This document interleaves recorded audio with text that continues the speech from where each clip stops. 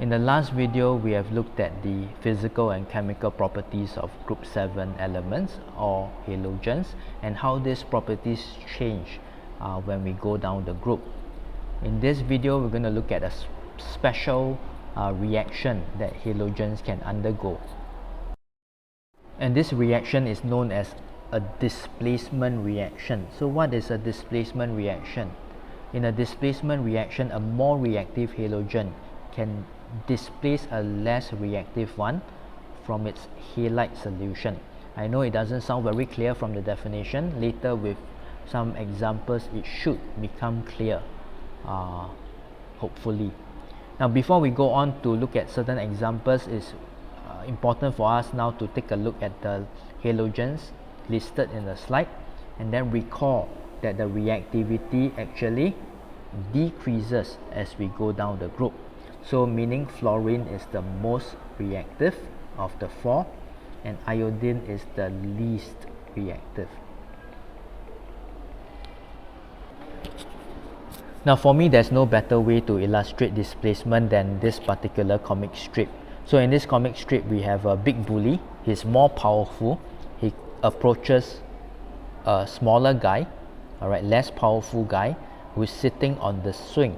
So this small little guy is sitting on the swing right now, and what he does is that he pushes that less powerful guy off the swing. Alright, and if I will need you to imagine what happens afterwards. What happens afterward is that the big bully will then take the place of the small guy on the swing. So this is exactly what happens when we have a displacement reaction. Now in this example, we are adding chlorine to sodium bromide. Okay, so let's analyze the halogens involved. We have chlorine, and then we have bromine, which is currently sitting on the swing, which is currently combined with sodium. So would chlorine be able to push out bromine from the swing? We need to first analyze the relative reactivities.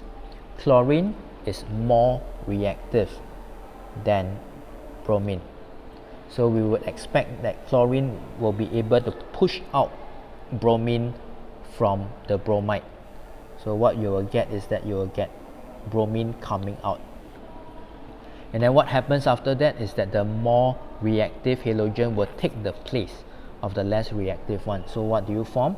Now your chlorine will combine with sodium to form sodium chloride. Now, other than being able to predict whether a reaction can occur, we need to learn, very importantly, how to write the chemical equation as well. So once again, let's practice the writing of chemical equations. In the writing of chemical equations, we must first write down the chemical formula for each reactant and product. So chlorine, the formula for chlorine is Cl2. Very important for you to remember at this stage that chlorine exists as a diatomic molecule.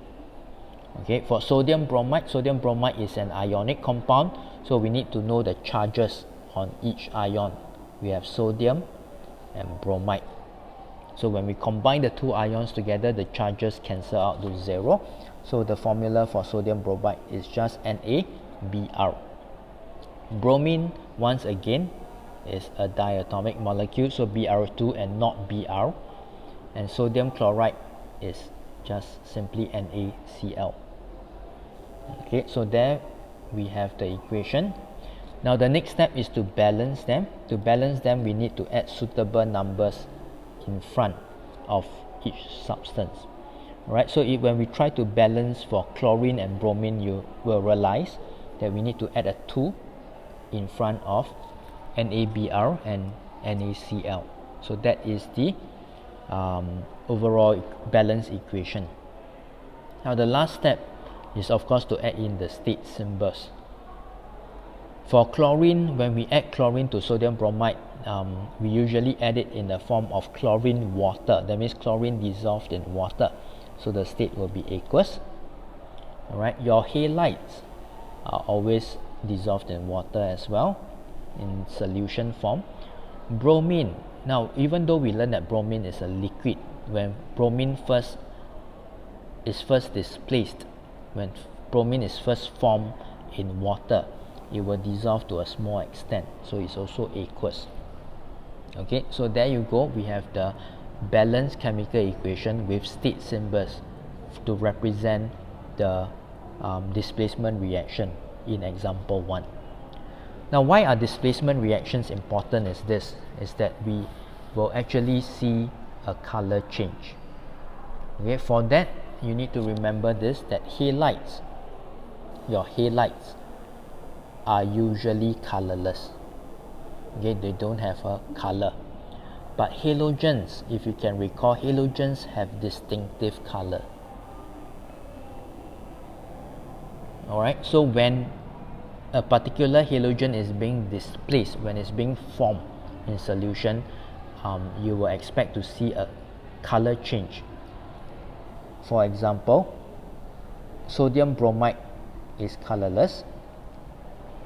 Okay, so if we were to throw chlorine water into your sodium bromide, you will see that it changes from colorless to reddish brown or orange.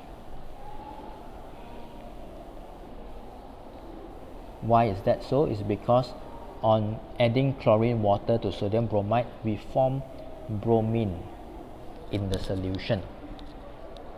Okay, so one observation that we'll see is that the solution changes from colorless to reddish brown or colorless to orange.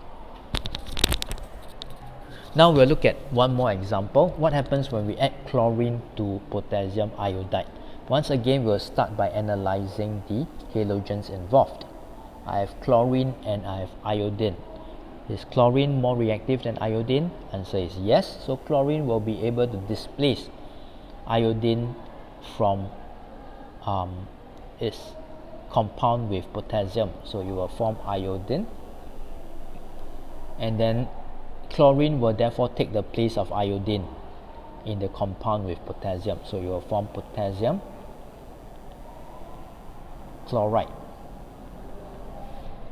So the next step will be to be able to write the chemical equation. Once again, we need to write down the chemical formulas for each reactant and product. So very quickly, chlorine is Cl2, potassium iodide is Ki, iodine is I2, and potassium chloride is KCl. Okay, we need to balance the equations. Alright, and then lastly, we need to add in the state symbols. Remember, all your halides are aqueous. Iodine, even though it's a black solid, when it's first formed, again, it's also dissolved in water. So the last thing that we need to learn would be what kind of observation will we see. If you can recall, halides are colorless. So when we have potassium iodide, it's actually colorless. But after adding chlorine, what we will have is that we have iodine dissolved in water. Right, in the last video, we have seen that iodine is very special. Even though it's a purplish black solid, when it's dissolved in water, it will have a brown color. So in this particular displacement reaction, the solution will turn from colorless to brown. Now in the last example, we have iodine being added to sodium chloride. So let's analyze the halogens involved. We have iodine and chlorine. So is iodine more reactive than chlorine? Would iodine be able to displace chlorine? If you can recall, iodine is less reactive than chlorine. So actually, iodine will not be able to displace chlorine from chloride. So in this reaction, or in this example, there will be no reaction. And if you were to conduct the experiment, there will be no visible change.